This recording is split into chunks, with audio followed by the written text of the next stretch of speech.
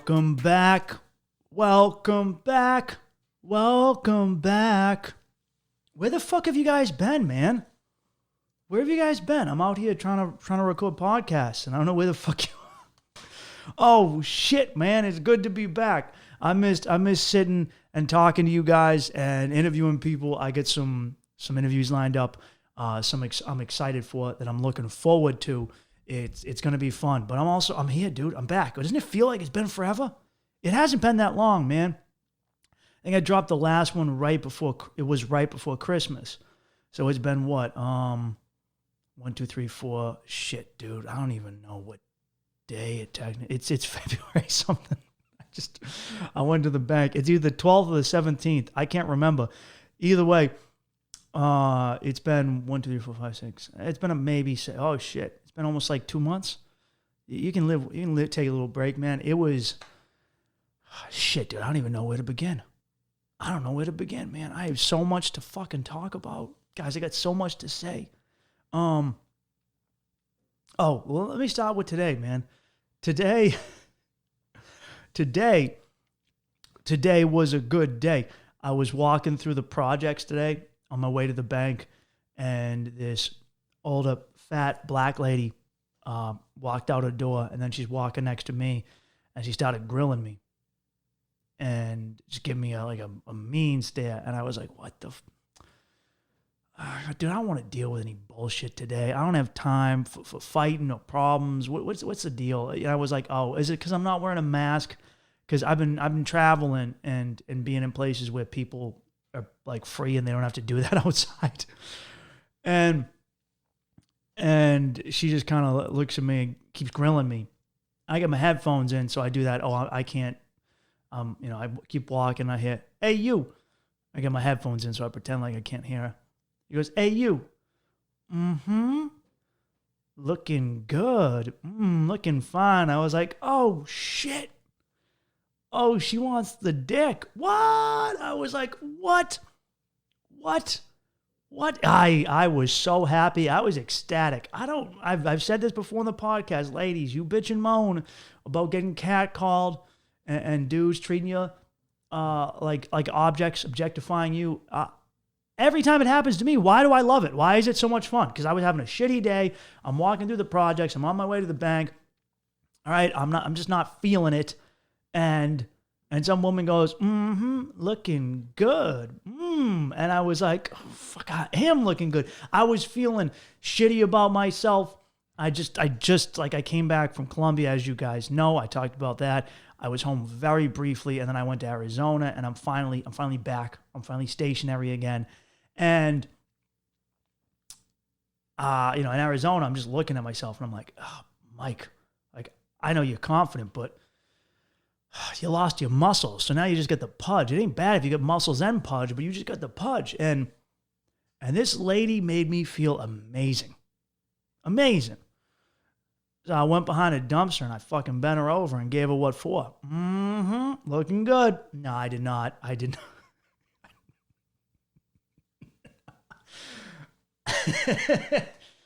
I did not.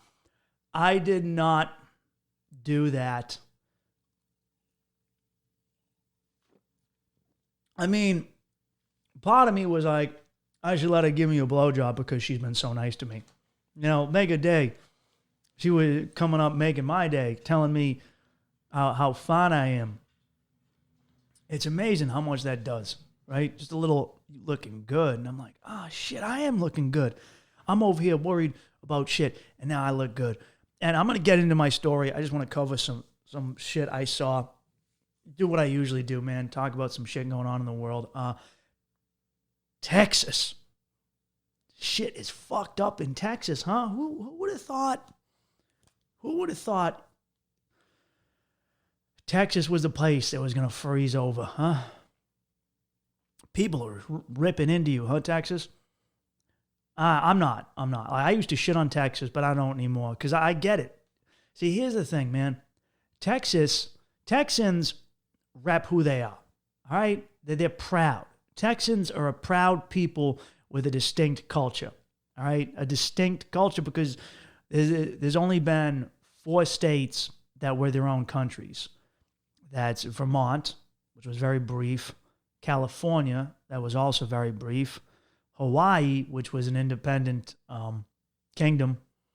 And I think briefly they were a republic. That was after our pineapple companies went in there and overthrew the monarch and then instituted a republic. And then they became part of the U.S. And I hope Hawaii out there in the ocean, they should rep their shit, especially because, none of the U.S. really was like, hey, come and take us. And until Americans went there and killed the natives. But Hawaii was the last one, and they really got the short end of the stick.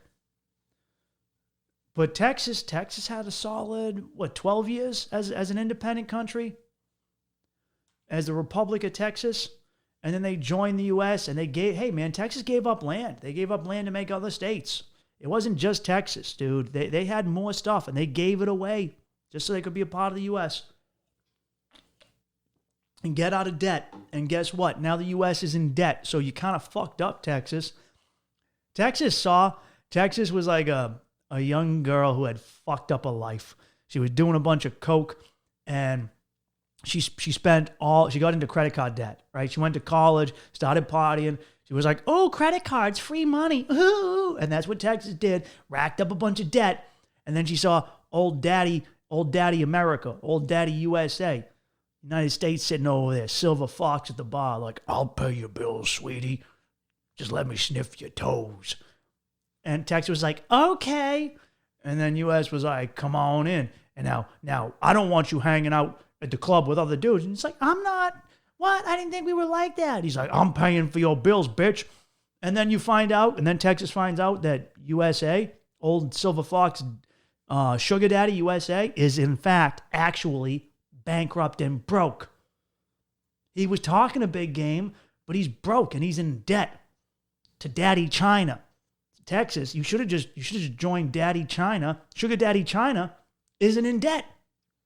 And you get a bunch of cheap goods at discount prices, right? You can get them Nikes for like $20. Dude, you don't have to pay Jordans. You have to pay hundreds of dollars for Jordans. If you went with Daddy China, you'd be sitting over there in brand new Jordans for like $20, right? Plus, you would have got that wall. Chinese are good at making walls, all right? They would have been dilly-dallying. You would have been like, Texas wants a wall. They would have walled you off. They would have walled off Mexico and New Mexico and fucking Oklahoma. Ugh. And Louisiana. Ugh. Louisiana loves to talk shit about Texas. And I'm like, Louisiana, look in the mirror, motherfucker. Who are you? Who are you to be talking about Texas, dude? And I like Louisiana, but don't you dare. Don't you dare come in here and mouth off to Texas. And here's why people hate on Texas. Because Texas is proud, and wherever they go, they let you know they're proud. When you meet people from Texas, they rep Texas. They rep Texas hard, man. Houston, Dallas, San Antonio, Austin, the West Texas people who are fried out there living in the desert, working on oil fields, those dudes on the coast, Corpus Christi, all right, those guys up by Oklahoma, fucking groundhogs in Buffalo. I don't know if there's any Buffalo left, but they're definitely fucking groundhogs. And you got East Texas, you got South Texas eating jalapenos, and they're proud. All right? And other states don't have pride. You don't meet people that are like, yeah, Michigan, what up, fucking Michigan, oh, shit, Wisconsin, When's the last time you met someone who just repped Maine? Was just repping Maine? Even, when have you ever met someone who said, I'm from Massachusetts? They don't. They all lie and say they're from Boston because they don't want to rep their place. Even when I went to college, man, I would rep, me and my dudes would rep Southie. I knew dudes from Dorchester would rep Dot. That's how it worked. And why did we rep our neighborhoods? Because we grew up there. We had a culture and a history, and my parents, my grandparents all grew up there, whereas dudes living in like certain parts of middle America, the suburbs, only people in your town, the only lineage connection you have to your town is just your mom and dad moved there to get out of a city as part of white flight. And you don't have any cousins or brothers or grandparents there. It's not like you have any stores that you like. There's Knob on Pan, and I don't know, where do you guys shop? Where do people in the suburbs shop? Fuck. Market Basket? That's like a Massachusetts thing. What else you guys got? Fuck. Wegmans? Wawa? That's Wawa? Is that like a Walmart? You guys get your Walmarts, dude. You got your Walmarts. And Texas is proud. And everyone's taking a swipe at Texas. And I kind of feel bad for Texas, dude. Because the reality is, man, Texas just ain't prepared for it. So I assume you guys all know this, but they're having massive blackouts in Texas because everyone has their heat on. And here's one of the problems is normally it's not a big deal because let's say the temperature right now in Texas might be 40 degrees, 50 degrees, something like that. All right. And they want their temperature. These guys are the sort who will put their temperature up to 70. Like my temperature in my house is never above 64. All right. I might set it to 65. But the reality is the temperature in my home is never above like 58. I'll set it to 65. It never gets up to 65. And then I lived in New York City, and you'll have roommates who legit put the temperature on 78 degrees, and you go, what sort of a spoiled brat are you? And you realize they're from the South, and they just, if it's below 70, they feel like they're freezing. So Texans, you're definitely jacking your temperature up too much. The power companies can't handle going from 20 degrees all the way up to 78. Also, they're playing some games. They're shutting off power in poor neighborhoods and then keeping it on in the downtowns and all the corporate stores, which is messed up. But also what people are forgetting, because they're really smashing Texas, is that the Texans, is it something people in the cities and the suburbs don't realize? And I know this from spending time out in the woods in New Hampshire. If it gets cold and your heat isn't on, your pipes will freeze and they will burst, and then your house will flood. And so right now, so many Texas homes are flooded because their pipes froze because their power was turned off and they didn't have heat. So their pipes froze and then exploded, and their houses are completely flooded. So hang in there, Texas. I know California is trying to talk shit about you. Man, fuck California. I have some people on here who listen from California. I like certain parts of Cali.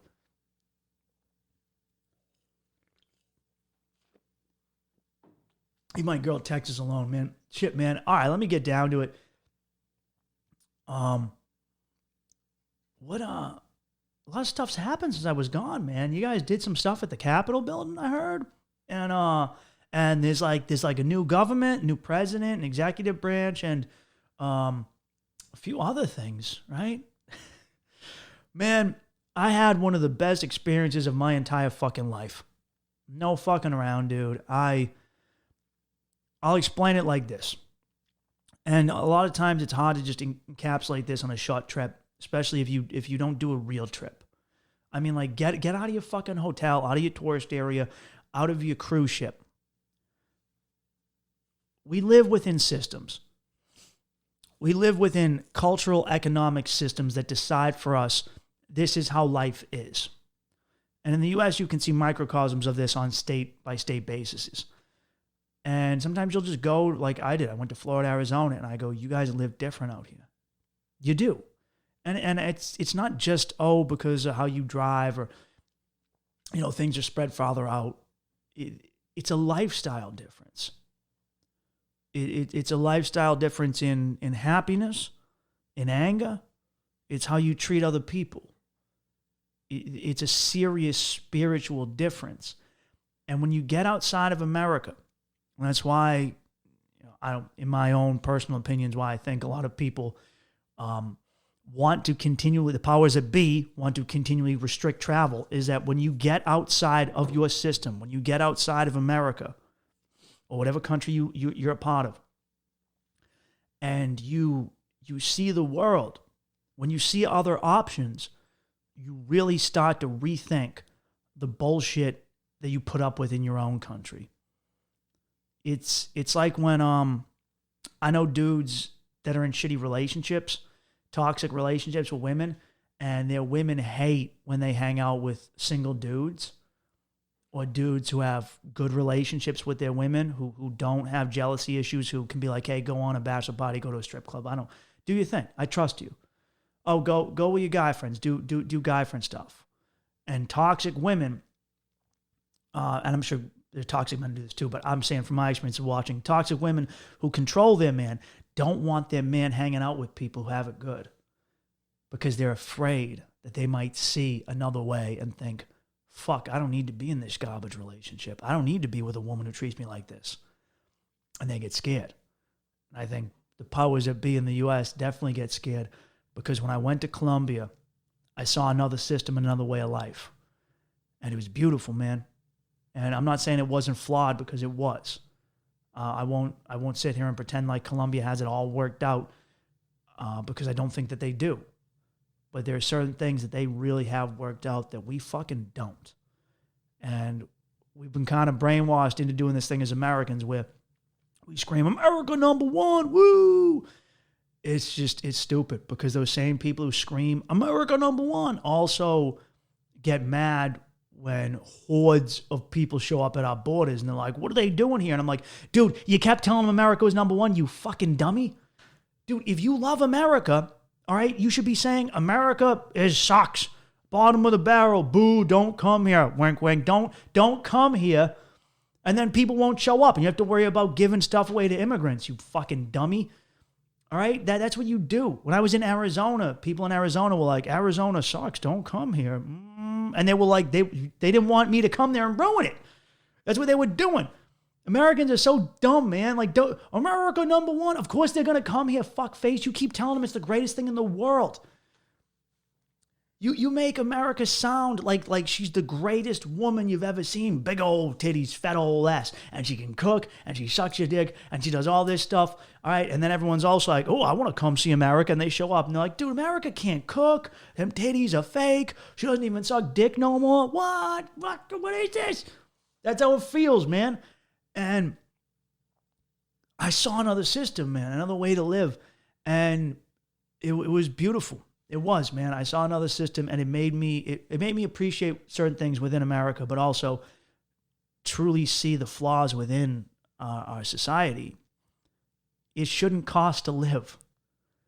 Okay? It shouldn't cost to live. And that's been hammered into us, man, that Americans...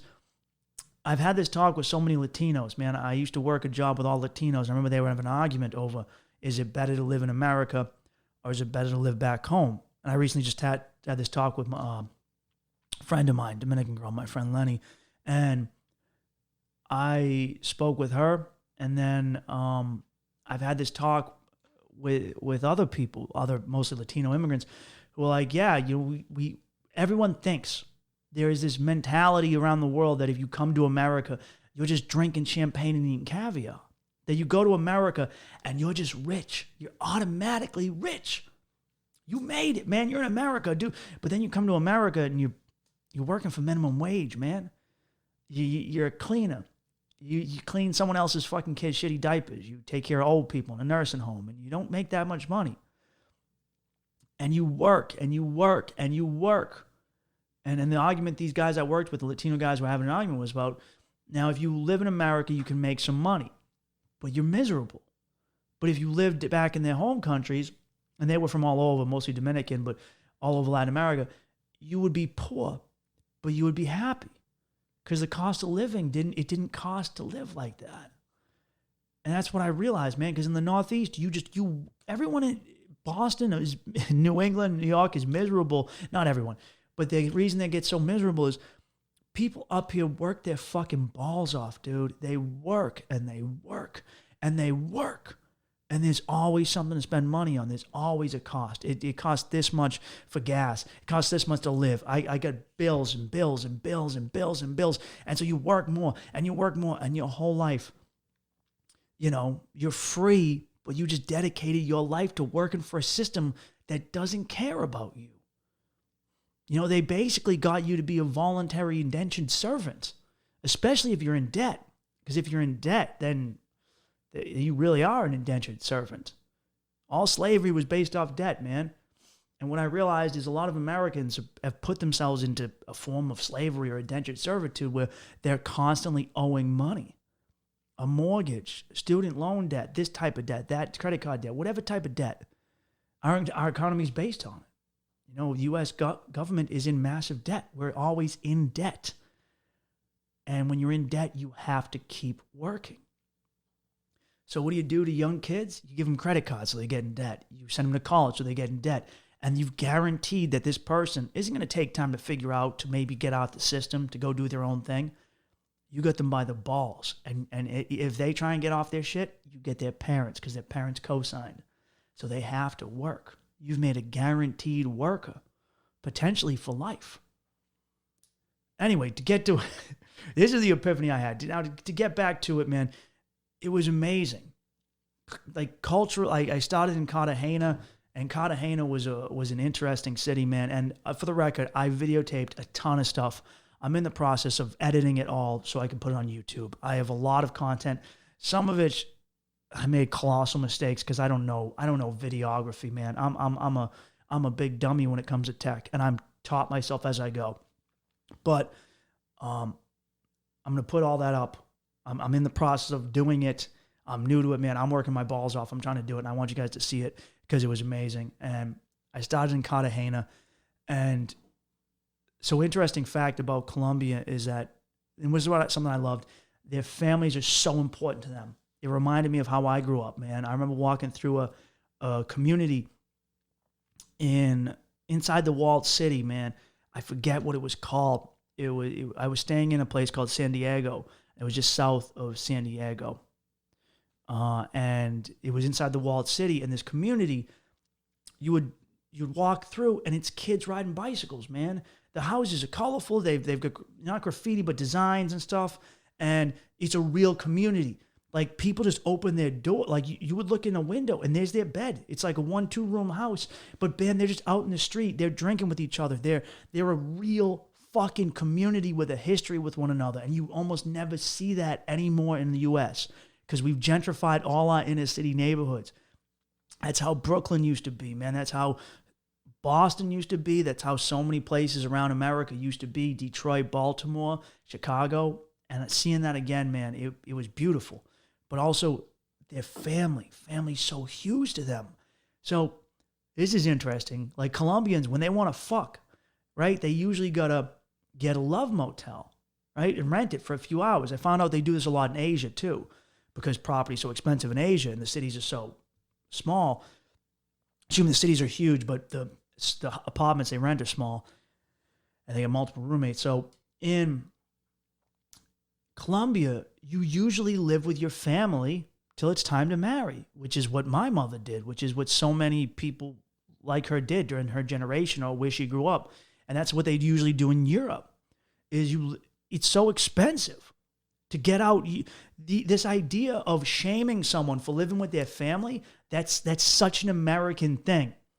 And I get it. Like, it's fun to have your own place because you can fuck whoever you want there. And it's funny, man. I got an argument with my younger cousin, and he still lives with his family, his parents, and it's not like he's a bum. He works. He just likes living.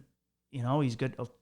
He lives on the first floor. They live on the second floor. It's been a family house. It's where his father grew up. It's where my family's owned it for over 100 years, man. It's in our family, and he goes. We're talking to him, and he goes, "Look, if I get an apartment, I'm just paying rent so I can have a place to fuck girls." And I go, "You know what? That's actually right, dude. That's honestly what it is. Dudes are paying thousands of dollars of rent just so they can live in a hip place where they can go to the right bars to pick up girls and bring them back and fuck them, and to go to these restaurants because all of renting is just about fucking, and you just get a cheap love motel." And it made, it kind of blew me away because I've always been skeptical of this because of how I grew up, like in a family environment. But the rest of America, you guys seem so weird to me, and certainly to Latinos. I felt more connection with Colombia I did than a lot of American culture, in that we shame people for living with their family in the U.S. In most of the U.S., which just encourages people to get out of their homes and work and work and work their balls off to pay for an apartment or a condo that they can't afford when they didn't have to. They could have stayed with their family and saved that money and then got married, man, or done something, or just inherited the house. You could have spent that money traveling the world, but instead you're shelling out so much money for rent because if you live with your family, you're a bum. Like, I mean, I used to meet people like this in comedy who would shit on people for being parochial, right? All the time. You bums. You live in the same place you grew up in. Like yeah, but you're paying $500,000 to buy a condo here. So who's the bum, you fucking bum? Clearly, if you're paying all this money to move here, there must be something good about it. But I never understood that mentality of, oh, I'm going to move to Seattle and I'm going to work in this tech job, 60 hours a week, just so I can pay $3,000, $4,000 in rent to live in a city where I don't know anyone. But that guy who won't leave the town, where he's surrounded by people who love him, his friends and family that would die for him. What a loser that guy is. Oh my God, he still lives in Iowa with his wife and his kids and his family, his parents and cousins that love him, and his friends that would die for him. And he doesn't have to work himself to the bone to survive. What a loser that guy is. Oh, he should move to Seattle so he can pay 2/3 of his rent to live next to a cupcake restaurant. You've been bamboozled, man. The system has bamboozled you into spending. You've been taught all your life, spend money, spend money, spend money, spend money. You don't have to. Now, granted, there is someone right now from Colombia thinking, fuck you, you spoiled American prick. What I would give to have what you have. And I guess the grass is always greener, man. And I will tell you this. One of the reasons Colombia was so amazing to me is because of the exchange rate. Most of my travels when I was younger had been to Europe, where I was getting fucking sodomized either by the pound when I was in Northern Ireland or the euro when I was in Ireland, the Netherlands, Germany, or France. When I was in the Czech Republic, it was on the Corona. Now in like Prague tourist area, they would jack up the prices for the Brits who would go there for the strip clubs for their bachelor parties. But outside of that, you get a beer for like $1, dude. Excuse me. But I didn't really experience until like not that long ago. I went to Mexico City that, wow, when I go to certain other places, and I've heard Thailand, Southeast Asia is the best for this, you can live like a king, man. And this is something Patrice O'Neill always said about Brazil, was in America, he's just, he's at the bottom of the bladder, man. He's just a black dude in America. And he goes to Brazil and they treat him like a rock star. And me in Colombia, people treat you so different. I remember one time I was going on a job interview and I was in Boston. I got off the subway and I had a briefcase. I don't know why. I had such dreams of grandeur as a young man after college that I was going to make something of myself and I was going to pull myself up by the bootstraps. And then, recession and the reality of you get things in life based on who you know. And so anyway, I'm wearing a suit and I was treated so different. People were nicer to me. All right, they were more likely to open a door for me. Now I'm not saying they were nice to me because they were just wanted to be nice to me. I'm sure they wanted something out of me. But even bums were coming up to me more often and asking, and they were nicer when they asked. They weren't aggressive. They didn't try and fight me. They were like, and it blew me away that just being clean cut and wearing a suit, I was treated so differently. And that was when I had the idea, man, like if I'm going to sell drugs, I'm going to do it in a suit. All these dumb motherfuckers getting caught in the corner in hoodies. Dude, wear a suit. I was like, I could be walking around with bricks of fucking blow in this suitcase and no one would stop me. So if you're selling drugs, kids, if you're selling crack, wear a fucking suit and look like you're going to work. Don't be wearing fucking hoodies and Timbs, you dummies. What are you doing, man? Learn.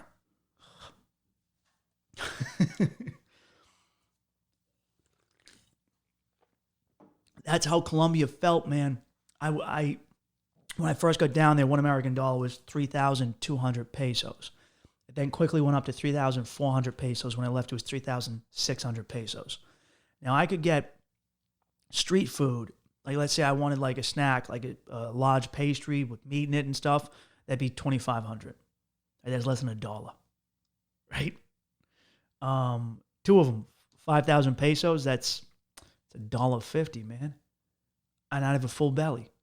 Now I could go get like a decent meal, like maybe 12,000, something small, but like even better if like for 21,000, man, I get coffee and juice, an omelet and something on the side and fresh fruit, all organic dude, that's not even, it's like $6, man.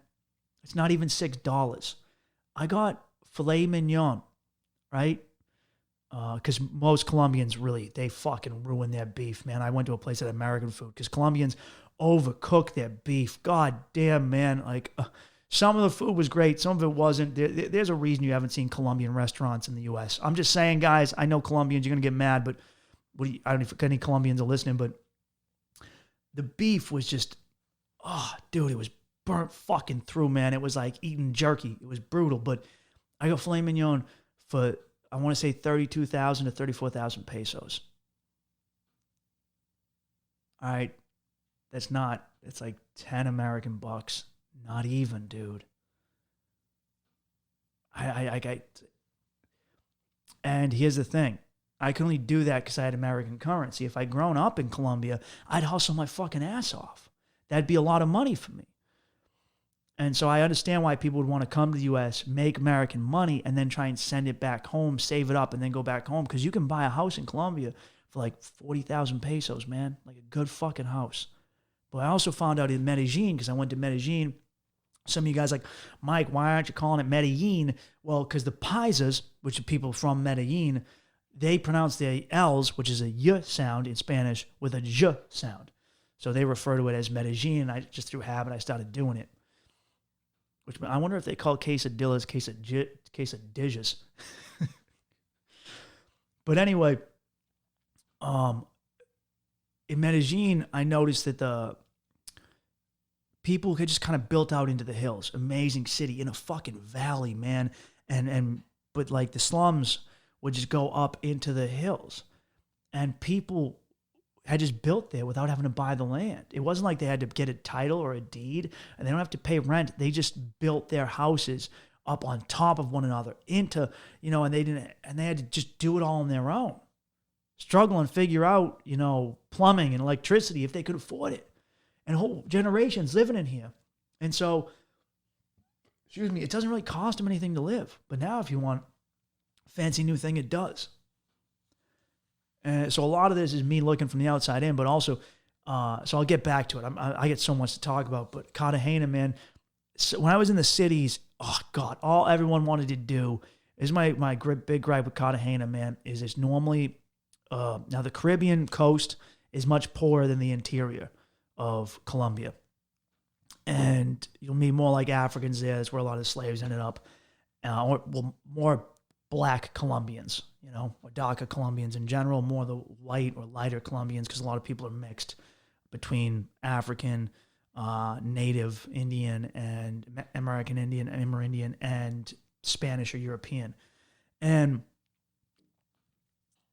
the coast was hot, dude. Now, Cartagena was like living on the surface of the fucking sun hot. It was insane. And me and my brother Joe, we would go out and it would be so fucking hot, dude. We would have to come back to the hostel and just lay down for like 4 hours. The sun was so brutal. And people would work during the day, but no one was out other than us two dummies. And Cartagena was a port city where cruise ships would stop. But without the cruise ships there, the hustlers and the hawkers and the dealers and all the guys trying to sell shit were so focused on the few tourists they could get. Now, we were there for New Year's. And right then it was like a holiday time for Colombians who were coming from other parts of Colombia, like Bogota, Cali, Medellin, and other places, who were coming to Cartagena to go to the beach. And so they don't even acknowledge the dudes trying to sell shit. But they came at us hard, man. I got shook a few times because there's real poverty, man. There's real, like, you think the Bronx is hood. I'm not saying the Bronx ain't hard, that there aren't hard places in the south side of Chicago in D.C., in Detroit, wherever. But, man, the hottest part of the Bronx and the roughest part of the south side of Chicago ain't got shit on the slums in other parts of the world, man. In, like, South America, ain't got shit on the slum in Cartagena, dude. Or Medellin, dude. You don't even fucking know, man. That's another level. And because we still got a certain level of infrastructure here, even if you are poor. America is really weird in that even if you're poor, it's still expensive.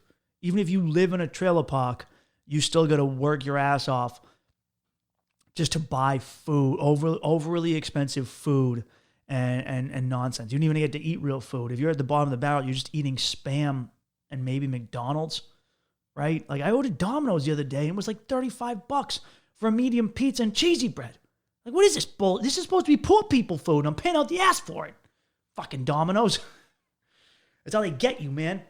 Because they grind off of poor people. But I'm in Cartagena, dude. These dudes are hustling hard, man. And Colombians hustle, dude. That's the funniest part about Colombia is that, like, any dude will come up to you trying to sell you something, right? I had a dude being like, I sell bike toys. We're like, nah, we want to ride horses. He goes, I'll get you horses.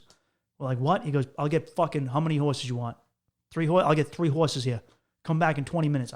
Come back 3 horses. I'm like, dude, what? This guy just basically called someone up and was like, can you get horses? All right, I'm gonna tap on like $20. I don't know, like 20,000 pesos on top of that for myself. Just, dudes will hustle. We went to a massage parlor, terrible place. We went to it in a place called Salento, a tiny little mountain town, reminding me of the Alps. And we're up there, and we ask for a massage at this hotel that supposedly has, and the woman comes in, she's never massaged anyone in her life. Someone just called their aunt and was like, hey, you want to make some money? I got some stupid gringos who want a massage. Came in, she did the hot stones, and she was like cracking them by her ear. What are you doing, lady? What are you, she's rubbing us? Like, rub me with the stone like it's a Brillo pad. And I'm a dirty boy, and I am a dirty boy, but I'm not Brillo pad dirty, scraping me with these rocks. It was terrible. It was the worst massage of my life. Anyway, I'm all over the place. Cartagena was a beautiful city, but just like, dude, the people hustling you so hard. At times, you don't feel all that safe, man. I'll be straight with you. If I was a woman there doing my own thing, I would consider not going there on your own if you're a woman. Not fucking around for real. And we get there, and right away, gringo, where you from, man? And you have to be mean to these dudes. And my brother Joe couldn't do it. Joey's a nice dude. And I had to, what I realized is don't even say no. Because if they say no, they hear that gringo accent. All right? And they do not take no for an answer. They will follow you for fucking blocks. They'll try and put their hands on you, and you got to fucking get mean. Because most of the time, they're just trying to be friendly, but they could be trying to snatch your shit, dude. They could easily pickpocket you. You don't fuck around with that. I do get heated to me because I gave them a hard time. But you have to just, what I've realized is you shake your head or you wave your finger, no. Or you just, I wave my hand across like my neck, like no. Because once you ignore them, and after a couple days, they just get used to seeing you and they'll leave you be. They realize, all right, I can't get this duty, you know? And we had a dude run up to us and gave us a tour when we were hanging on the ramparts of the walled city. And then he fucking hustled us for way too much money. And I said no, and Joey gave it to him, and I got mad. But this is what happens, dude. You have to agree on a price for everything in Colombia first. No matter what it is, whether it's women or coke or food or taxis, because the taxis don't have meters in them. You have to agree on a price. And this is, I remember experiencing this in Brooklyn a little bit, but there is a tourist tax, and on top of that, there's a gringo tax, okay? And one thing that you get tired of, and I get it, man, you know, our money is more, but when every person is trying to scam you, even by a little bit, it gets old. It gets old, man, and I get it. It happens to whenever you're traveling, but it gets excessive sometimes. And there were times down there where it got excessive, dude. For getting to Cartagena, dude's like, oh, free sample, cocaine? And I was like, I don't know, dude. He goes, oh, come on, free sample. And then he sees me again. He goes, oh, gringo, Boston, free sample. And I was like, he goes, I go, where? He goes, right here in the street. I do give you a free sample. And I go, Okay, I'll do a free sample of coke. And he's like, oh, free sample. And I was like, I'm in Colombia. And by the way, it's $6 a gram, and it is pure. It's insane. Coke isn't my thing, but I figured, what the hell? I'm in Colombia, and I'm being offered. Prostitution is legal there, and it's huge. And you will be offered cocaine and women all the time, and it gets really annoying because they assume that as a gringo, that's all you want. And unfortunately, a lot of gringos go down there, and that is all they want. So it creates this like feedback loop where people think the only thing to do in Colombia is cocaine and hookers. And there's so much more there. There's so much more to offer in that country than just coke and just whores. It really is. Now, don't get me wrong. Colombia probably had the most beautiful women I've ever seen in my life. Insane. If you like booties, you'll like Colombia. I'm a booty aficionado, man. And I have been to Puerto Rico, and I go, damn, Puerto Rican girls got booties. I thought Puerto Rico had the best women in the world. And I know Dominican women got even more booty. And I like Dominican girls. And then I went to Colombia, and I was like, this is the Mecca of booty. Oh, I need to make a pilgrimage. Yeah, I need to make a Hajj, dude. I need to make a Hajj to the capital of Bootopia. And I gotta pray 5 times a day in the direction of Medellin to the land of booty. Amazing. Their women are unreal. You will walk down the street and you'll just see a woman dressed to the nines, and she's wearing a thong maybe with her butt all out. And I mean a fucking perfect butt. And she's a mom. She's got like her kids with her. And just like, I can't imagine having a mom like that. You just walk in, you see it's always these dudes with their wives, and their wives are fucking smoke shows, 6-pack abs. There's a lot of plastic surgery, I will say that. Panama, I think, is actually number 1 in the world for plastic surgery. I think Colombia's number 2. A lot of people go to Colombia to get cheap plastic surgery. So there are a lot of fake bums and boobs, but still some amazing ones. And you just be like, who is this woman wearing this skirt, wearing this thong, wearing that booty shorts? And she's just walking with her kids, and you're just like, dude, that's your mom? That's your mom's? I know I'm too old to go to school, but can I go back to school so I can come over your house and do homework? It was insane. It was wild. Beautiful country, beautiful women, beautiful culture, and you know, food. The fish was amazing. All right, so I thought I hated seafood my whole life. I had fish; it was unreal. I just don't like dirty fucking Boston fish that tastes like muck and raw sewage.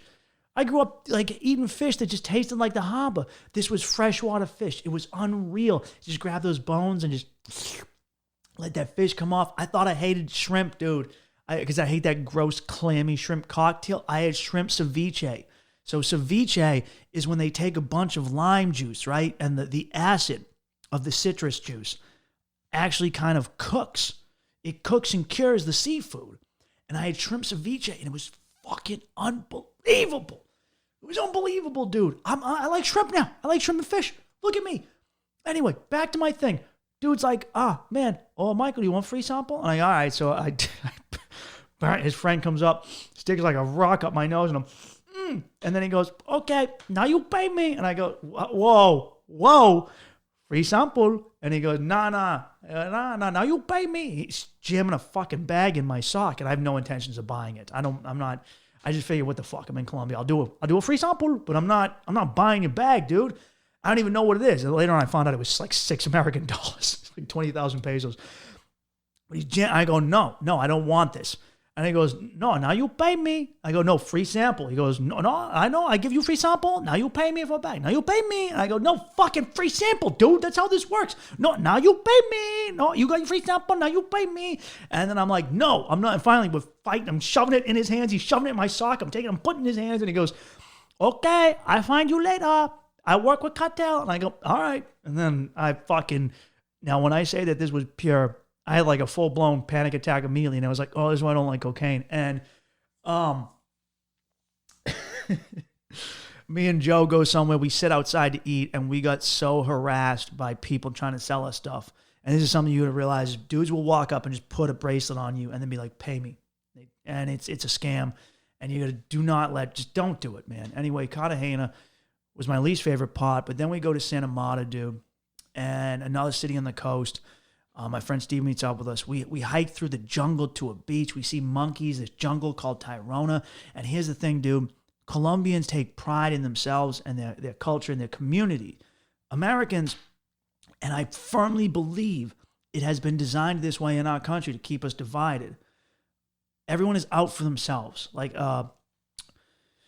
a Texas mayor wrote this long tirade on Facebook about how you're looking for handouts right now. All you people who, if you don't have electricity, that's on you. It's like, look, dude, I understand people do need to take personal responsibility, but what do they do? Huh? Was everyone in Texas supposed to get a generator at once?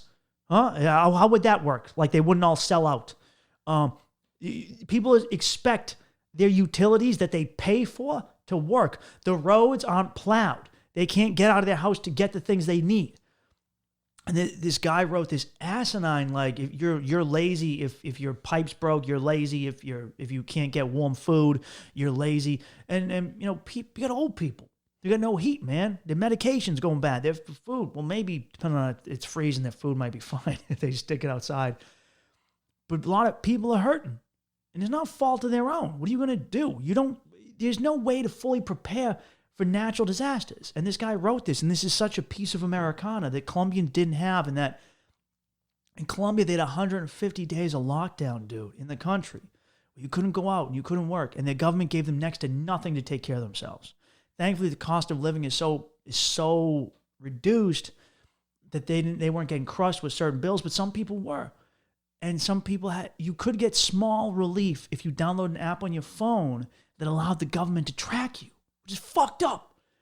And if not, you know, people would put in white flags in their windows or go into intersections and waving white flags, which meant I'm starving. I don't have any food. And you know what happened? Their fellow countrymen came out and helped them. They gave them food. They gave them money. I don't think we could. I think now in like the community I grew up in, that would work.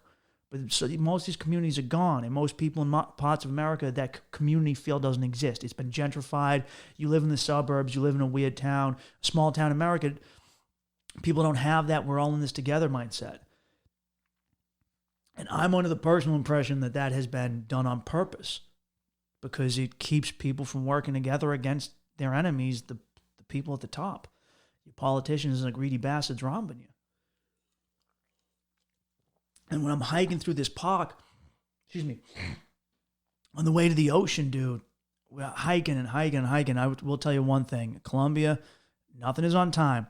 So if you go to a restaurant, expect to be there for fucking a while, okay? Food, you will get good service, and you don't really have to. You don't tip much in Colombia. If you do, it's maybe 10%, and there might be an argument for. That's why people rush shit so much in the U.S. because they want to get that tip. But you learn to be okay with going a little slower. But sometimes, like, it took us 3 hours at one of these restaurants.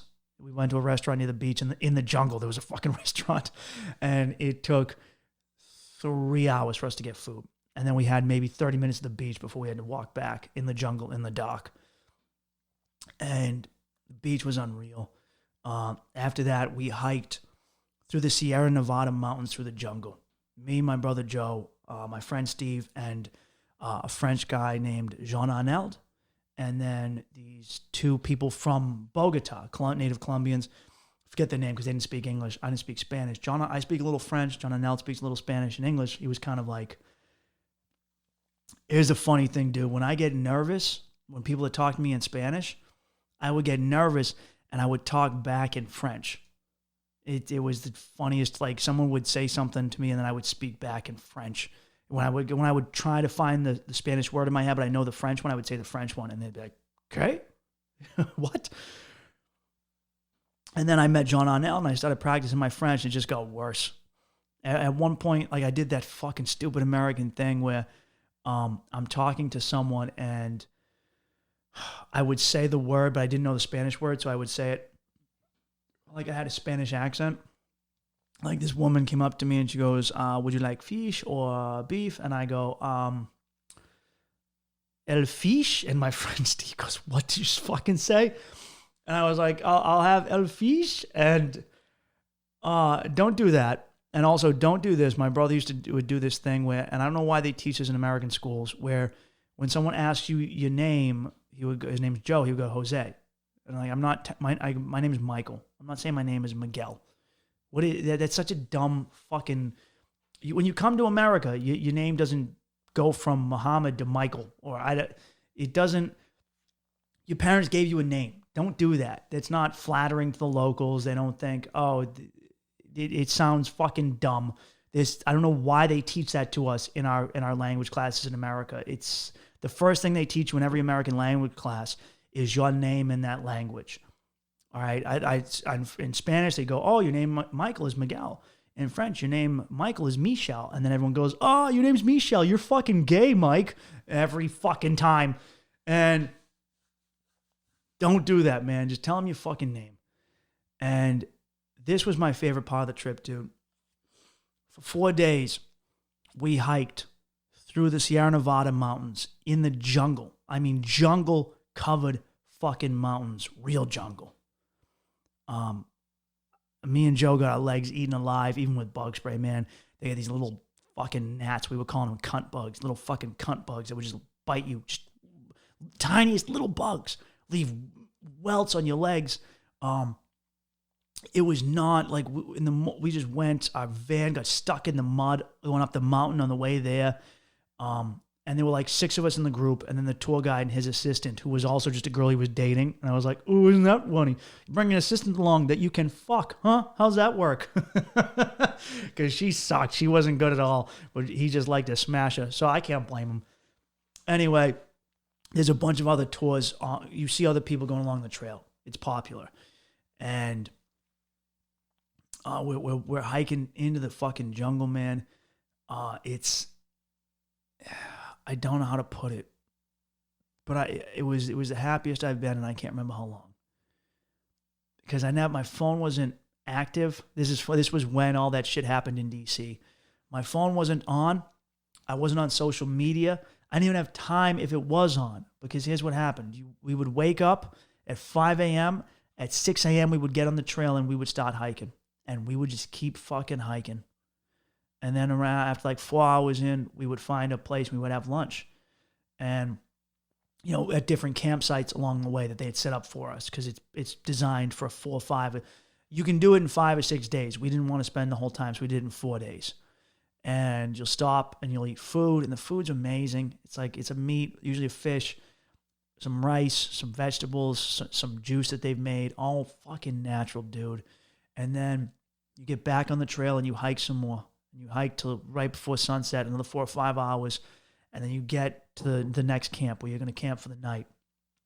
And you bathe in a river, because the whole time you're hiking not too far from a river, you bathe in a river. We all jump in, swim in the river, and you come back. You get a little time to chill, and then you go to bed, because you're going to be up at 5 a.m., man. And you're hiking in the sun. My tour guide couldn't believe I was hiking without a shirt on, but I was just throwing sunscreen on, because that equatorial sun doesn't fuck around. But just hiking, man, just having a mission, just be like, and I get why, cavemen weren't obsessed with depression. There's no cave paintings of a guy fucking, slicing his wrists, because you just existed. And I was like, and I heard about this from another guy traveling, and I heard about this from Ed Ma, who was a guy I just interviewed on the podcast. That's going to be coming up next, about this trip called the Camino Santiago, which is a pilgrimage in Spain. And about how every day you just wake up and you walk, and you sleep in another hostel, and you wake up and you walk. And that's my dream, dude. I'm going to do that at some point soon. This was amazing. Just being a part of a group, of a tribe, and just waking up and hiking, and just being on a mission. We're all in this together to get to this destination, which is a lost city. This civilization, the Tairona civilization, they built a fucking city, dude, a stone fucking city in the mountains, in the jungle-covered mountains. I mean, way up in the fucking mountains, in the clouds. And when the Spanish came, and they were raping and killing and torturing people on the coast, they heard about it. And they tried to send emissaries down to pacify them. And it didn't help because the Spanish were greedy. And whenever anyone tried to bribe them away with gold like the Aztecs did, it just meant, I'm going to come and get you and get all your gold. And so what happened is they said, look, the Spanish are going to come for us if we stay here.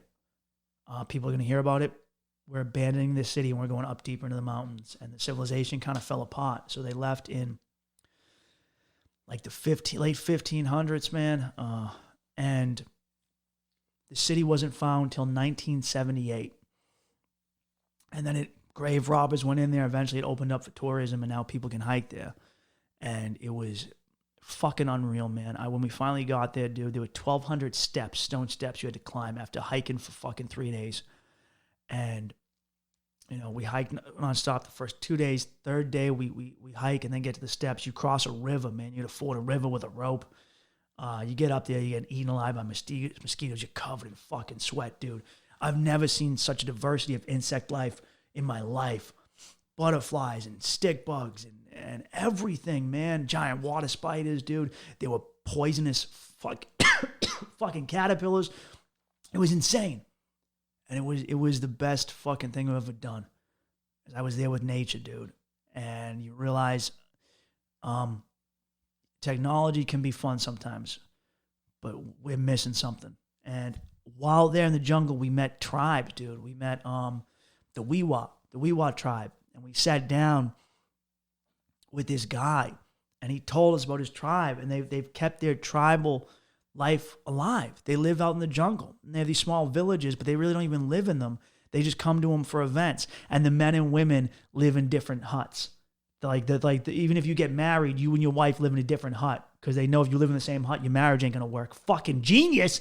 I don't know why we're doing that. Why is it that when you date someone in America, you live with them? That's the worst thing you can do. It's like, hey, I love you. Hey, you want to not love me? Come live in an apartment with me in the city. Oh my God, why do we... The fastest way to kill a relationship is to move in together. It ruined my past relationships. Never live together unless you have a house with a bunch of space. Adam Carolla said this. If you want to make a marriage work, it's square footage, man. It's square footage.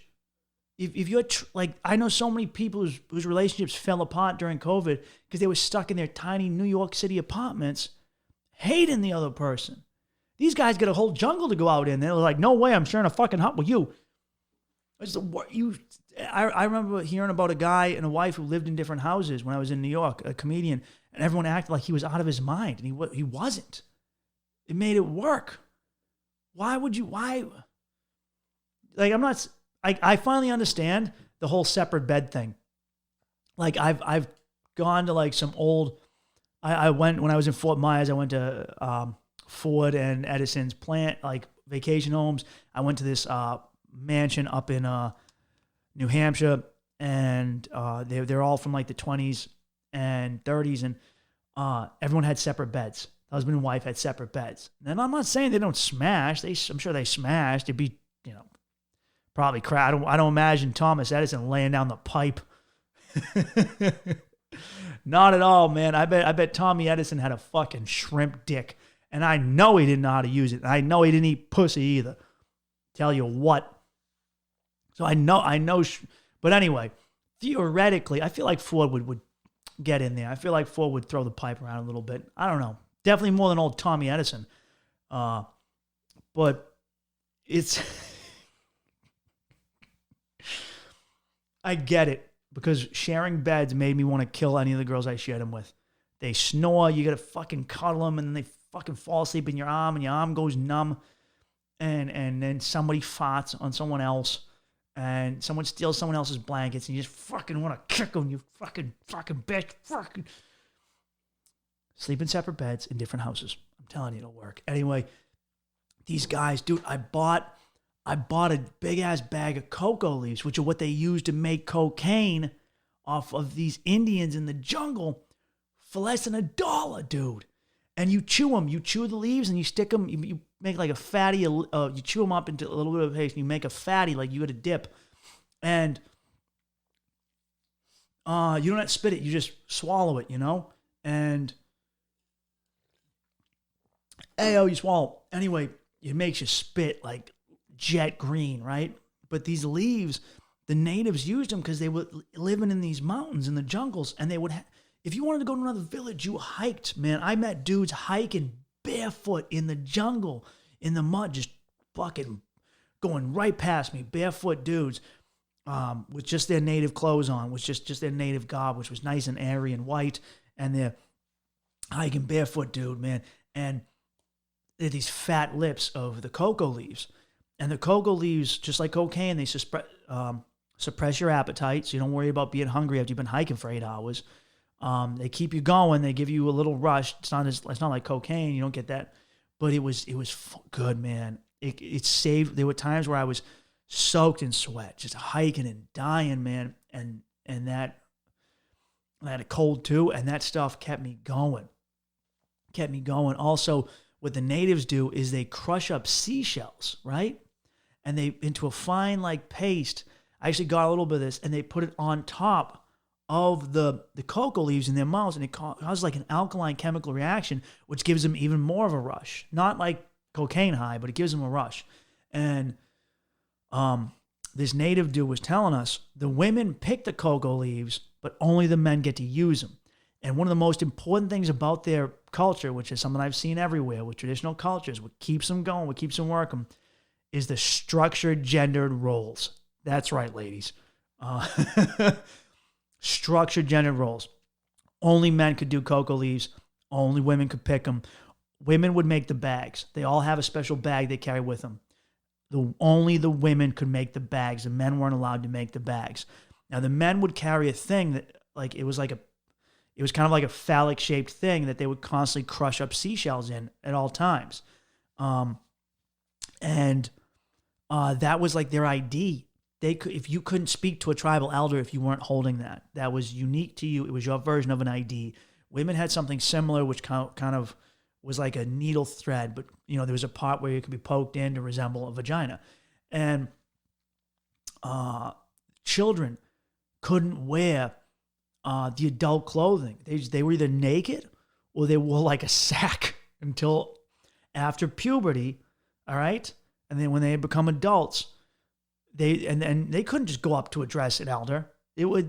Americans, we worship our kids. It's such a fucked up mentality because kids have done nothing to earn our respect. And in their culture, kids are fucking shut up and be a fucking kid. You shut up. You haven't done anything. We're the ones who are going to teach you the lessons that our ancestors have taught us for millennia. You shut the fuck up. You don't know anything. This idea of youth revolutions, get out of here, dude. Dude, East Asian societies and Native societies they got to figure it out, man. Why are we constantly listening to some stupid kid on TikTok? They don't know anything. They haven't done anything, dude. If I could take a time machine, I'd go back in time just to fucking knock me out. Everyone's like, you're going to kill Hitler? Like, no. I want to meet 14-year-old me and just fucking knock me out. Just walk up and be like, oh. And I'm like, what was that for? And it was like, for fucking thinking your opinion matters, you little shit. That's...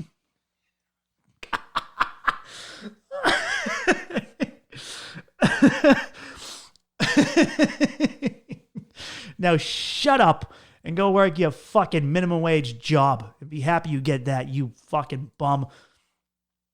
And dude, I loved these people, man. I met the Weewa, and then I think I met the Coco tribe, and their tribal elder, their spiritual leader, took a picture with us, but he wouldn't let us closer because of COVID. And he sold us some bracelets. They also found out that in their society, the Weewa society, the leader, the chief, the elder, which is I think it's called the MoMA or the Muma. I got to double check that. He decides who marries who. So marriages are arranged, and the boys, when a boy's becoming a man, he's gonna get married. They get like an old horse, like this one. They get an old woman from the village, right? Who's usually past menopause, and they have all the young guys fuck her to learn how to be men, and they have the guy smash her as part of his bachelor party.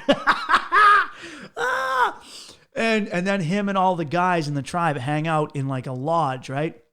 And for 2 days nonstop, they stay up.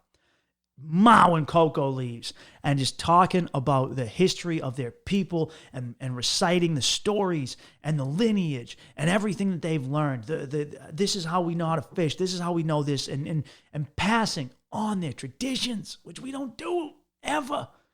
Because if you can't sell that shit in America. You don't pass on your traditions because you need your kids to just learn from shit they buy.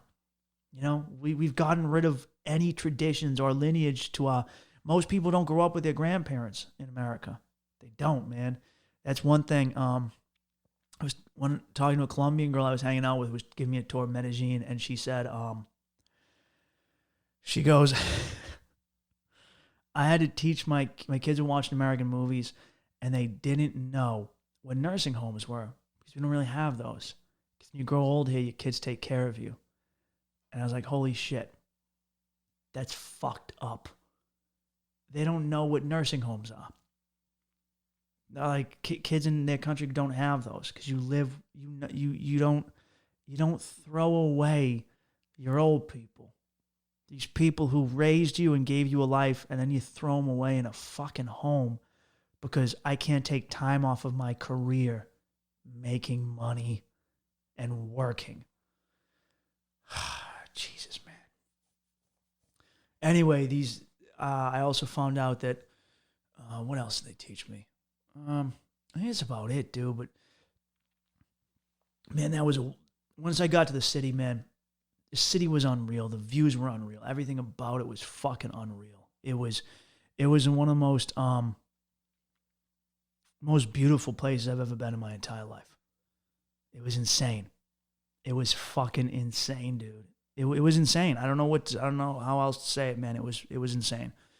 I'm standing on a rock dais, and as I turn around, I look back up the mountain. There's a waterfall, and there's clouds coming in over, and everything is covered in bright green jungle.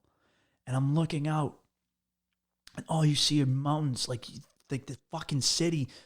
I'm in a place where they did fucking sacrifices, man. And as I'm looking around, there's just fucking mountains of green, right? Like I'm in the fucking mountain, like I'm in the sky. Clouds are coming over. There's a fucking waterfall. I felt like I could reach out and touch God, man. It was one of those moments. And I was like, fuck, I'm so happy I did this, man. I had one of those experiences where I realized I don't need to be sitting around playing fucking video games or playing with my dick. I need to be living. And I want you guys to take that away too, man. Live. Because it's a lot of the reasons people don't travel is because they're just afraid. They're afraid to go new places. I didn't speak Spanish. I got by. Everyone's like, oh, I don't speak the language. So what? Don't be a bitch. I met this dumbass in Medellin, some fucking stupid jock baseball player who was like, you guys you don't speak Spanish? And we were like, no. It just seems weird to go to Colombia when you don't speak Spanish. And I go, do you speak Spanish? And he goes, well, no, not really. And I go, then what the fuck are you talking about, dummy? What are you talking about, dude? I said, right, I go, if I limit myself to only traveling to countries where they speak my language, I'm cutting myself out of the world. That's fucking the UK, America, Canada, Australia, New Zealand. Like, what? Are you kidding me? So I won't go to Africa, Latin America, East Asia, South Asia. What? Go, man. Go see the fucking world, dude. It's not as expensive as you think. If you're willing to cut money, you can do it, dude. For what I paid to go to fucking Arizona, I could have stayed in Colombia for another month or two. Easy. I was amazed by how little money I spent in Colombia. Amazed, dude. So cheap. And I was like, what am I doing up here, man? I come back to the States, I come back, my car windshield's fucked up, and I had this real come to moment. This is kind of dog, but I think it's funny. I come back and I'm driving through my neighborhood, and I got to do a podcast with one of my friends in South Boston. I drove over to my parents' house because I realized, I got to shit. I decided to drink coffee and have a sandwich with 3 eggs, bacon, an egg bomb, 3 eggs, sausage, bacon, and ham. And guess what, Mike? You got to dump. And I run in, and my father had shit all over the fucking toilet bowl and the toilet seat, and I gotta sit there and scrub it clean before I can use it. And it was in the first floor, and my mom hadn't seen it. And it was just like, my dad is just, I'm like, Dad's really falling apart here. Just like shitting all over the place. And it was a real like, oh, that's right, I gotta come back and take care of my family. I'm the dude who's looking after us. Not financially, but mentally and spiritually, we'll say. Am I going to leave right there? I mean, I get so much more to talk about in Colombia. I might just have to save it for another podcast. Or maybe I can just do more right now and cut into it.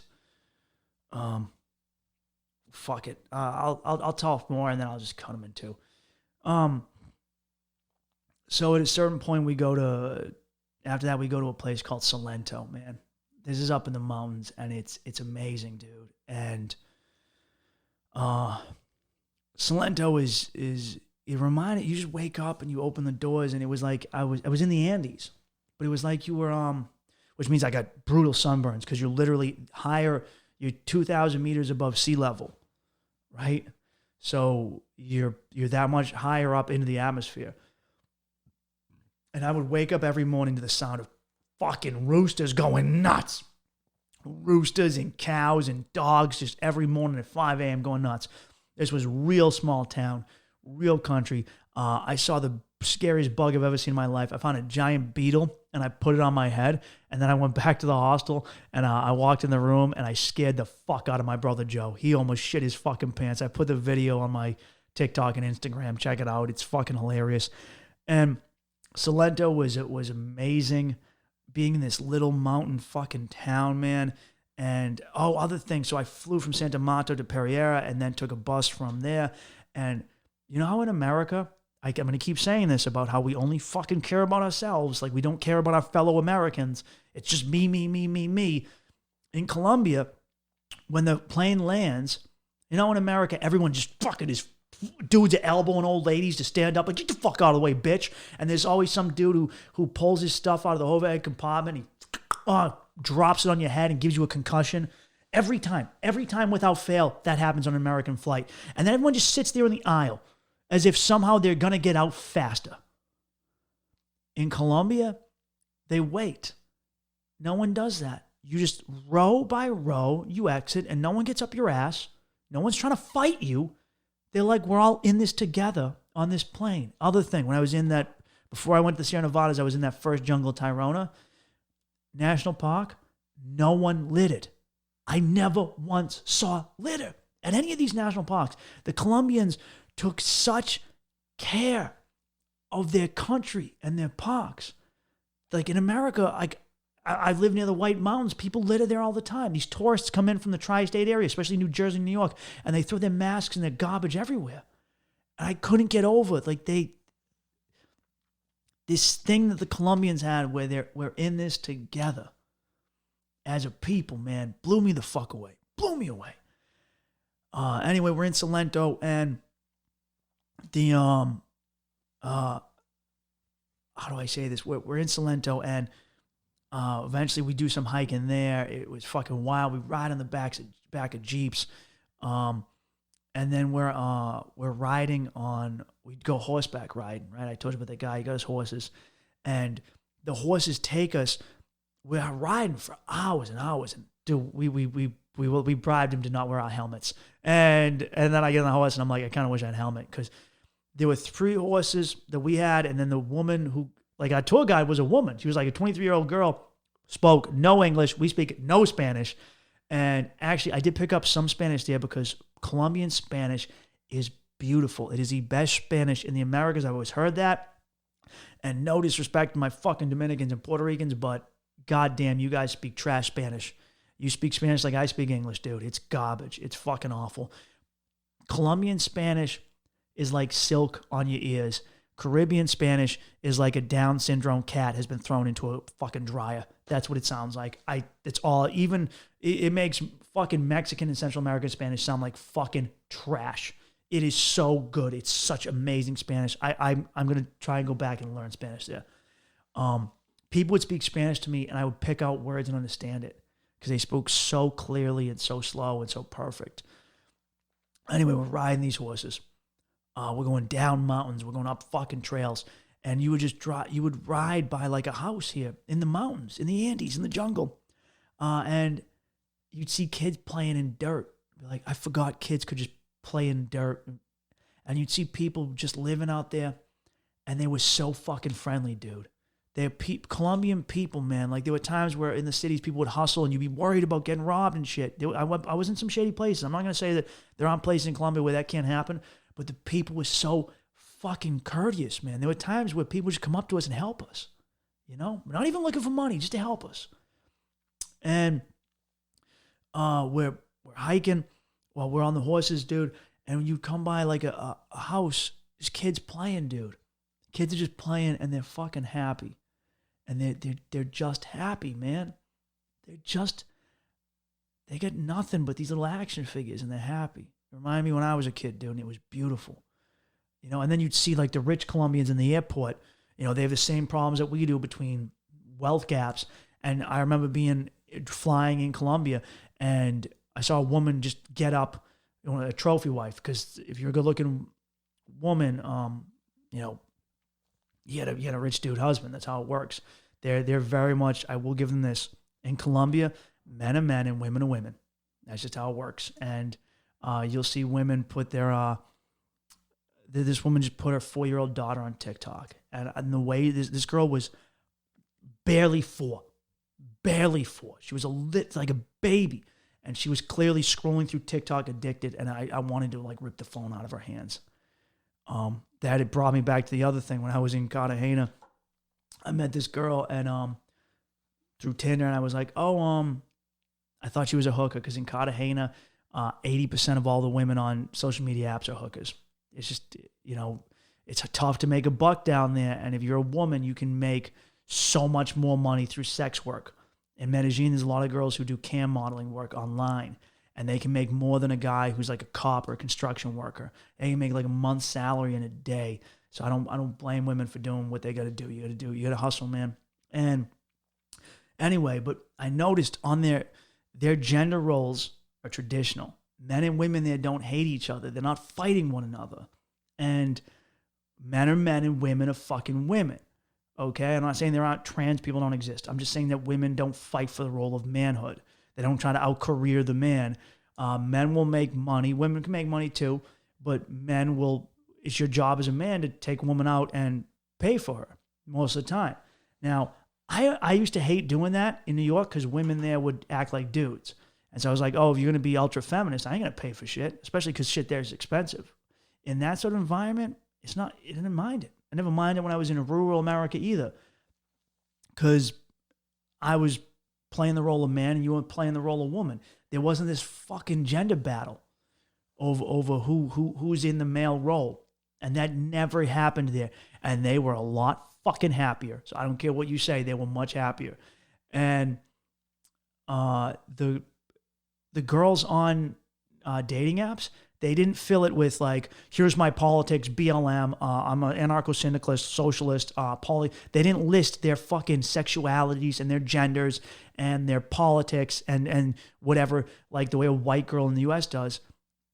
And even they didn't list their activities. They didn't try and give a synopsis.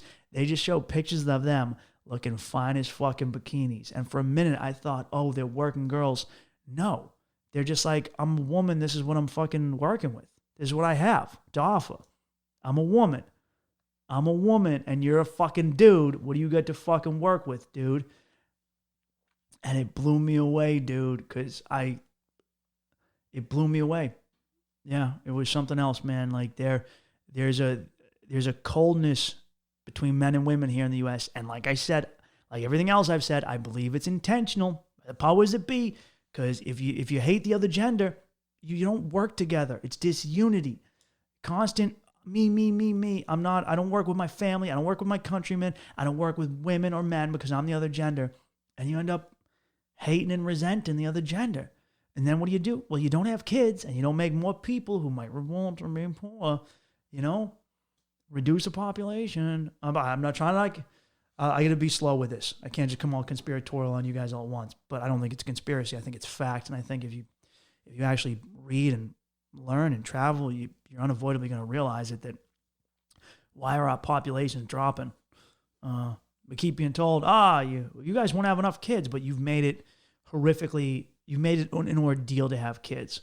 You make people think that the other gender is the enemy, and they're not. Men and women are both, we're two sides to a whole, baby. We're yin and yang, and we don't need to fight one another. We need to work together and realize that we can make each other wonderfully fucking happy.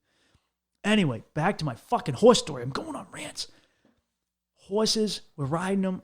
Joey's horse is the lead horse, and he's a bully, and he's biting my horse, and he almost bites me. He's kicking my horse. Whenever my horse would try and get in front of Joe's horse, his name was Chulo. We called him Papi Chulo. His horse would fucking boot my horse. He booted me in the leg, and it fucking hurt. And then without telling us, and my horse would do that to Steve's bitch-ass horse. Steve's horse was about to die. And anyway, we go down into a river, and the horse is just fucking running us through a river. Like in the river, and eventually we go to this waterfall.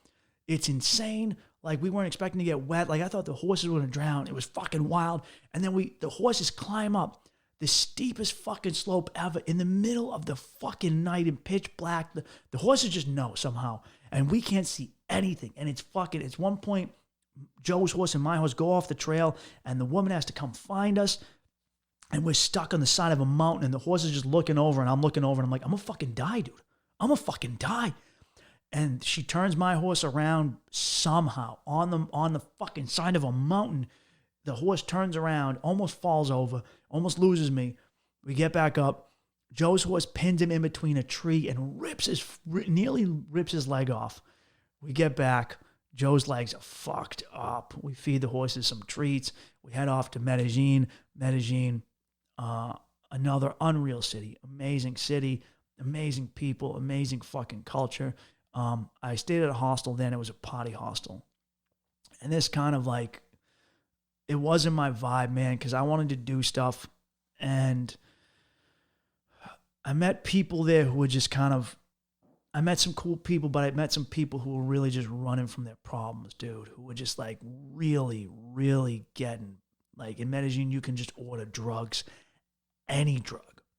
I was trying to buy weed off someone, and they sent me a list, and it was every fucking drug you could imagine. I mean, all of them. They have cocaine, they have pink cocaine, they have coconut cocaine, they have lemon cocaine, they have lime cocaine, Special K. They have this stuff called 2C, 2CB, which they love down there. It's a mix of Special K and some other stuff. Acid, Molly, ecstasy. Fuck, dude, I literally mean every drug. And you can order them to your door for cheap. And there's a lot of prostitutes there, like a lot. And of course, I meet a guy in my hostel who pretends like he knows the whole. He's acting like he knows the whole fucking city, dude. And he takes me to this area, and then he just shows me the whore area. And then, as I'm leaving Medellin to go back home because the CDC put some new thing in that I can't come home unless I get tested within 3 days of my flight. I meet this cab driver, and he tells me, oh, this is where you go to meet amazing, like high, women from good Colombian families who, are amazing. They're well read and well bred, and they'll speak English, and they're looking for American guys. So many dudes go down there and get wives. I will say it's like a lot of dudes go down there and clean up and get wives. Sometimes as an American, you get a wife out of your zone, your caliber. Anyway, Medellin was great. I went to a park where they told me that if I went into the woods, I would be raped and killed. And then I realized they just wanted me to pay for a tour. And I missed the best part of the park. And anyway, I was so afraid to go into the woods, and finally go into the woods. I'm thinking I'm going to get robbed. I'm just running into random gay couples and older middle-aged yuppie couples. And then I hear music, and I'm like, oh shit, man, there's like a gang in the woods. And then I stumble onto a giant soccer game in the fucking woods, man. And Medellin, you can definitely, there can be some shady pots there too. You got to watch your shit. But I made a friend there, and Vicky, and she showed me around, and it was fun, man. Beautiful city. There was a church that had she called them the holy whores. Like noontime, there were working women outside. Not the best ones by any means, but beautiful fucking city, man. Beautiful culture. I don't know what more I can say. I think I will figure stuff out. I'm constantly going to be bringing up the stuff I learned in Colombia on the podcast to other people as I interview them. I get some fucking solid ass interviews I'm really looking forward to. I do listen to you guys, and I know some of you have been like, hey, Mike, I miss your content. I'm back. I'm producing a bunch. I'm going to be doing TikToks and Instagrams and the whole fucking 9 yards. Also, I have women listeners, and you've told me that you want women interviewed on the show, and I'm going to fucking do that, dude. I'm going to get girls on the show to interview. I got a girl lined up. I don't want to say her name yet, but she's I was going to say she's been around. That's not. She's someone in the entertainment industry. If you're in Boston, you'll definitely know who she is. I'm looking forward to having her on. I got some other great fucking comics, interesting people, musicians. I'm looking forward to it, man. I feel fucking revamped. I'll get into Arizona, the next one, because even then, there's so much I missed about Colombia, and I'm running out of steam talking about it, but here's what I want to tell you. See the world, man. And just, when you're afraid to do something, and I was afraid to just get out. I was afraid to just go someplace new. I was afraid to take chances. I got in a real fucking rut this year. It wasn't my year. And the more afraid you are to do something, the more you should fucking do it. It's most of the time the thing keeping you back isn't money. I know you think it is, and it might be your work. Maybe you can't take a month off like I did. All right, that's the benefit of fucking my situation, the one of the few. But you can save up some time. Save up that sick time, dude. Save up that vacation time. Don't blow it just going to fucking Disney World. Don't go to Epcot. Go to the world, man. Go. Just stop sitting down and watching other people live life through a screen. You can do it. And you fucking deserve it. And I promise you, as much as you're going to learn about other people and other cultures, you're going to fucking learn about yourself. You're going to figure out the things that you want in life. And when you see a new system, a new way of living that's different than your own host country and your own host culture, just like when you see a relationship, another type of relationship, and you go, oh shit, I didn't know it could be done that way. It's going to change you, man. And then you might see something that alters the way you go through life. You know, if Colombia wasn't on the equator, I could see myself living there. It's a fucking, that trip into the jungle, man. I came out a different man than I went in, man. And I wish I had this on video. I just remember we were climbing up a fucking slope, man, just mud and fucking dirt, and the trails are covered in horse shit. Because the only way to get stuff up into these villages in the mountains is with horses. So you're always getting mud, getting around horse shit. And we finally get to the top. There's a guy up there, and he looks at us, and he goes, "Welcome to the jungle." And I was like, fucking bow! Welcome to the fucking jungle! And right then, and then a bunch of horses broke out of a pen, and they're rolling around in the dirt, and this kid comes over with a whip and just starts fucking beating the horses. Like, if you're into animal rights, might not be the place for you, because, wow, they don't have a problem beating their fucking animals down there. But people have pet roosters everywhere down there, and they got like mini chickens, dude. They got these little mini chickens. Everyone has a rooster. Everyone has chickens. Everyone gets their own fucking eggs. So many people get their own livestock. It's just their gummies do suck. They love gummies down there, but they're not good. They're not good. Sorry, Colombia, your gummies aren't good. You guys love your families. I'm not going to say too much about work and girls, because like it was weird though that in Cartagena late at night, people there go out. It's so hot during the day. People go out super late at night down there, and it'll be like midnight, and there's families and grandmas and grandkids, and everyone's holding hands, and then they walk by like a bunch of teenage, prostitutes right in the town center. And it's just a wild economy. And my culture, we teach little girls to be whores on TikTok. And then we teach them the only thing of value they have are their bodies. And now their suicide rates are up 35%. So who am I to judge? Who am I to judge, man? Your gummies do suck, though. Your gummies do fucking suck, okay? Fix the gummies, and your trail mix sucks. You put that they put these giant corn kernels in there, and you bite them, and they fucking cut the top of your mouth. Fix that shit. Also, your rapers, they're kind of dry. They're kind of dry, man. Fix that shit. Other than that, beautiful fucking country. And fuck, man, I've been talking forever, dude. I got to shut the fuck up. You got to learn how to podcast again, Mike. Guys, thank you for coming back. I'm getting right back into this. We're hitting this. We're hitting the ground running. And taking the podcast to the next level. New videos, new content, fucking everything, man. I love you guys, you fucking bastards. I hope you're doing well. Keep your fucking head up. And if you're in a state that's fucking miserable, like California or New York, especially a cold state, if you're in a northern state that's locked down and you're fucking cold and miserable, you're not supposed to live like that. Take a trip to Florida, take a trip to Arizona, take a trip somewhere else. Because I know you're like, but COVID, shut the fuck up. Shut the fuck up. Because people are living and they're happy and they're not dropping dead. Their cases aren't worse than yours. In fact, Florida's got less cases than New York and Cali. Florida's got all these old people. Theoretically, they should all be dead. Based on everything we've been told, everyone in Florida should be dying right now. And they're not. And everything's fine, and people are working, and they're getting their lives back, and they're happy. And I come back here, and they're fucked up, man. Don't let someone fuck you up and take your shit. Don't let anyone take your fucking happiness, dude. Life is short, so don't let anyone keep you from living it. All right, get out there. All right, peace.